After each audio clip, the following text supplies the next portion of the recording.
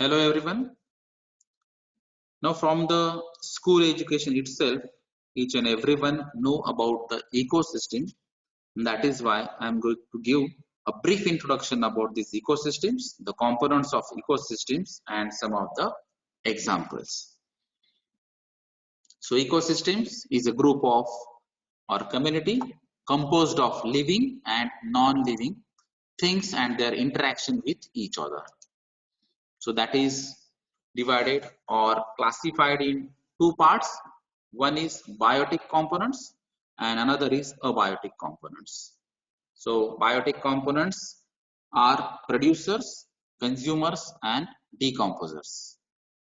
And under these consumers, the consumers may be a primary consumer, a secondary consumers or a tertiary consumers. And under abiotic components, the components which are air, water, wind, soil, temperature and rainfall. So all these components are the parts of these ecosystems and that is why it is called as components of ecosystems. But some are biotic and some are abiotic. So biotic components are living things that have direct or indirect influence on their organisms in an environment that may be a producer, consumer or decomposers. So producer means which are producing some of the things, like example plants, green algae, etc. So plants are producing the foods and then consumers. These include the heterotrophs that directly or indirectly depends on the producer for their food. Consumers can be herbivores, carnivores, omnivores or parasites. So they are going to consume these plants, they are going to consume these algae, they are going to consume some trees or plants as a food. That is why it is called as consumers. They are going to consume all these things. Then decomposers.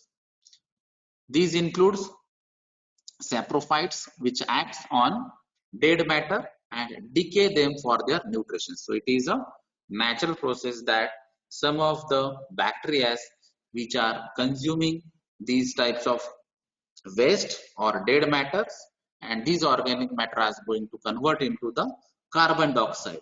So the bacteria are called as decomposers. So this is the natural chain and having the components, that is biotic components like producers, consumers and decomposers.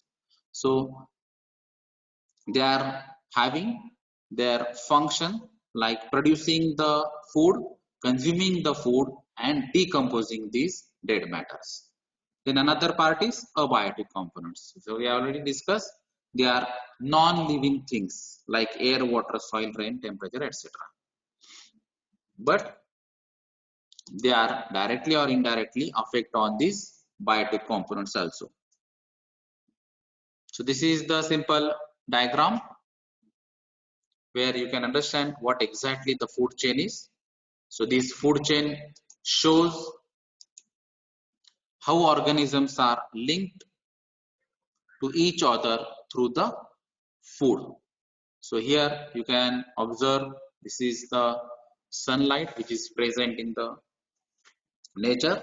With the help of this sunlight, then with the help of the water present, with the help of the natural nutrient present in the soil, the plants can be grow, the grass can be grow, and then this grass or some food items can be consumed by the grasshoppers, that is called as primary consumers, and then these grasshoppers can be consumed by the frog, that is called as secondary consumers, and then these frog can be eaten by the snakes, that is called as tertiary consumers, and then the final consumer is owl. So from this diagram you can understand how this food chain is connected to each other. After this, if the animal is dead, then the dead matters are going to convert with the help of some of the bacteria which is present naturally in the soil, in the air, and these organic matters are going to convert into the CO2 and some other materials. So these materials again acts as a natural fertilizer, natural composter, and then again they are going to use for producing the food. So this is the simple food chain where you can observe these ecosystems or the biotic and abiotic component in the ecosystem. Thank you.